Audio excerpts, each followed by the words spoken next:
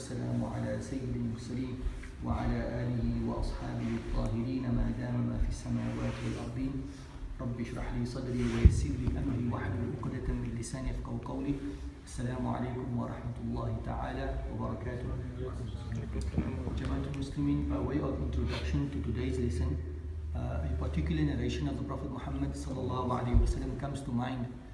It reads as follows: إن الله لا ينظر إلى صوركم ولا إلى أجسادكم ولكن ينظر إلى قلوبكم. Allah does not look at your bodies. Allah does not look at your external appearance, but rather Allah subhanahu wa ta'ala looks towards your heart. And the idea of coming together and having this particular lesson is how we may take steps in order to reform the condition of our hearts. If we look at this particular narration from a different perspective altogether, and we tie it into the concept of destiny. So when we talk about our outward appearance, when we talk about our forms, that has been predestined. Allah has taken care of all our outward phenomena, be it our sustenance, be it our social aspect, be it our commercial aspects, all of those aspects Allah has predestined already. There's nothing we can do to change that. So Allah doesn't look at that because that has already been taken care of. Allah has predestined that. What Allah does look at is the condition of the heart. And that is something that you and I can influence. That is something that you and I can affect. That is something that you and I can remedy. So the idea behind this very short class after Maghrib is how we can take steps, inshallah, to reform the condition of our heart. And Imam Ghazali rahimahullah, he continues and he says, he's speaking about the acquisition of knowledge. So either we can have a good intention or we can have a bad intention. May Allah make us of those who have a good intention. Because Imam Ghazali rahimahullah, he says that if it is that you have a good intention behind the acquisition of knowledge, and that is to acquire guidance, he says, فَأَبْشِرْ, then be gladdened. Why? فَإِنَّ الْمَلَائِكَةَ, for verily the angels, تَبْسُطُ لَكَ أَجْنِحَتَهَا إِذَا مَشَيْتَ, that when you walk, when you tread, it is on the wings of angels that you tread. And added to that, all the fish in the sea, they pray for you.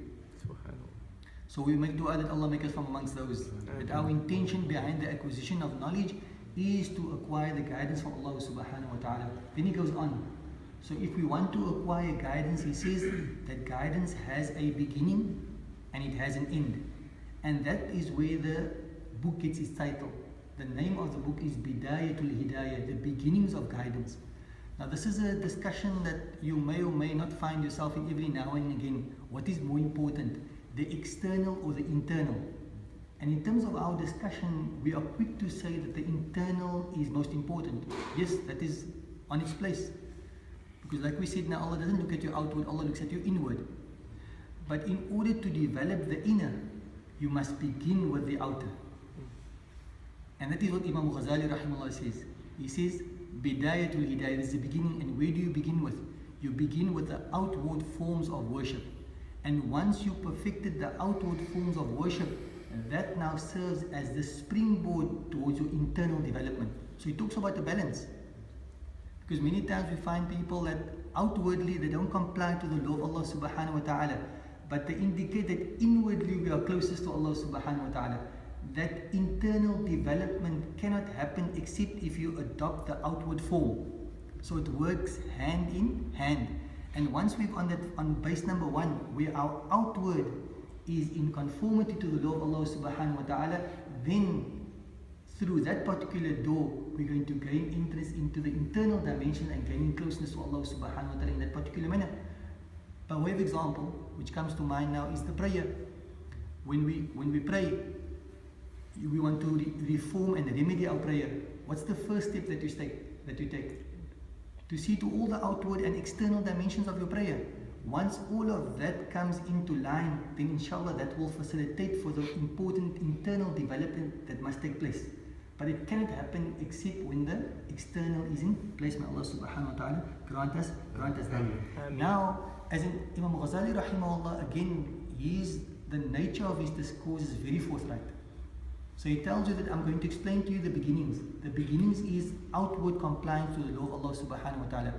If you find that yourself and your heart supports you in this endeavor, then this is an indication that your intention to acquire this knowledge is sincere. But if you find that when you tell yourself and when you tell your heart to engage in these outward forms of worship, you find that yourself doesn't obey you, then he says no, that yourself is deceiving you. That is not a good self. That is a self which he explains as al-ammara bisu. It is commanding you to do that which is bad. So I think inshallah we can just wrap up there, because the message today is really that if we want that internal progression, then we must start externally and work from the outside in this particular regard. And then to end with, there's a few narrations. One or two we'll mention very quickly inshallah bi'idhnillah subhanahu wa ta'ala, in terms of the benefit of knowledge and how we need to be wary of ourselves. Because when you acquire knowledge, in Imam Ghazali rahimah's words, he says that the devil will mention to you all the virtues of acquiring knowledge, and that will bring you to a gathering of knowledge. But you are in a deception. Why? Because the devil didn't tell you about those other narrations that talks about that person who acquires knowledge and it doesn't increase him in terms of action, then that has only increased him in terms of furtherness from Allah subhanahu wa ta'ala.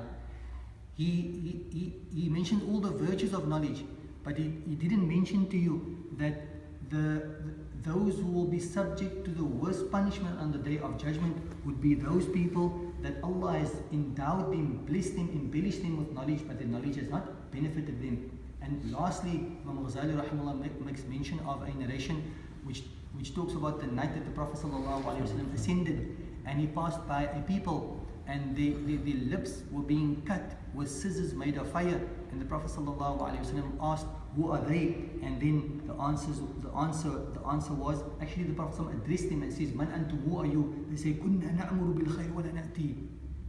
We were of those that we commanded people to do good, but we didn't engage in that good ourselves. Wa nanha 'anil shar. We used to prohibit people from doing wrong things, but then we used to engage in those wrong things ourselves.